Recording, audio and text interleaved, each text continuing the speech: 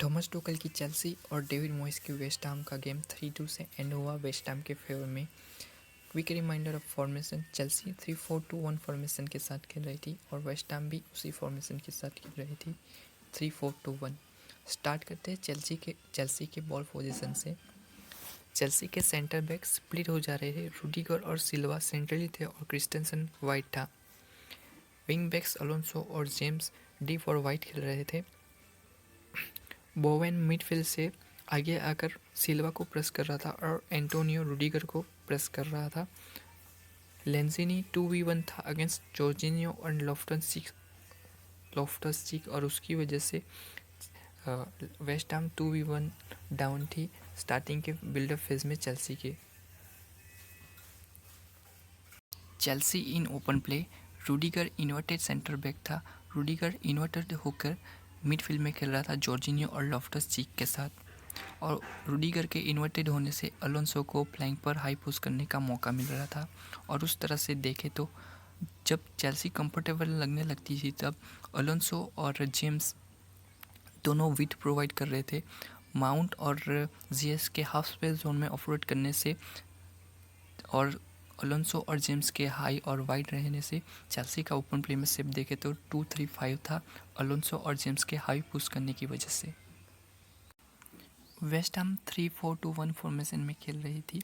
जैसे ही चेल्सी के wing backs Alonso और जेम्स फ्लैंक पर हाई पुश करते थे, व्लादिमीर और जॉनसन वेस्ट हैम के विंग बैक्स ड्यू डिफेंडिंग कर रहे थे।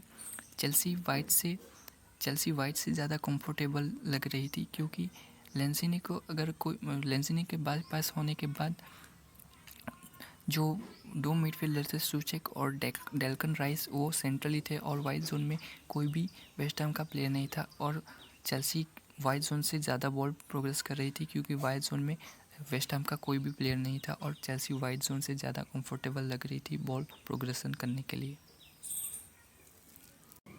वेस्ट हैम 3-4-2-1 फॉर्मेशन में खेल रही थी। चेल्सी के विंग बैक अलोंसो और जेम्स के फ्लैंक पर हाई पुश करने की वजह से वेस्ट हैम के विंग बैक्स व्लादिमीर और जॉनसन डीप डिफेंडिंग कर रहे थे। लेंजिनी को बाईपास होने के बाद चेल्सी ज़्यादा कंफर्टेबल लग रही थी क्योंकि वेस्ट हैम के दो ही मिडफील्डर सूचेक और डेल्कन राइस वो सेंट्रली थे और वो नैरो डिफेंडिंग कर रहे थे। और वेस्ट हैम के वाइड जोन में कोई भी प्लेयर ना होने की वजह से चेल्सी ज़्यादा कंफर्टेबल लग रही थी वाइड जोन में क्योंकि दो ही मिडफील्डर थे सूचेक और डेल्कन राइस लेंजिनी के बाई पास होने के बाद, और चेल्सी वाइड जोन से ज़्यादा डोमिनेट कर रही थी वेस्ट हैम को। माउंट और जीएस के हाफ स्पेस जोन में ऑपरेट करने की वजह से वेस्ट हैम का डिफेंस कॉम्पैक्ट और नैरो था और उसकी वजह से अलोंसो और जेम्स को फ्लैंक पर काफ़ी स्पेस मिल रहा था। वेस्ट हैम 3-4-2-1 फॉर्मेशन में खेल रही थी।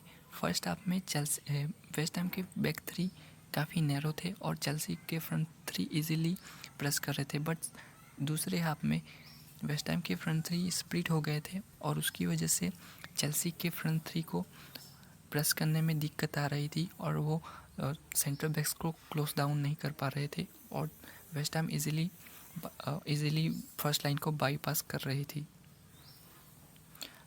दूसरे हाफ में चेल्सी का लुकाकू सेंट्रली, माउंट लेफ्ट और जीएस राइट वाइट बैक्स को प्रेस कर रहे थे, बट जो वेस्ट हैम के जो बैक थ्री थे वो स्प्लिट हो गए थे और उसकी वजह से चेल्सी को दिक्कत हो रही थी प्रेस करने में और वेस्ट हैम इजीली बाईपास कर रहा था फर्स्ट लाइन को चेल्सी की।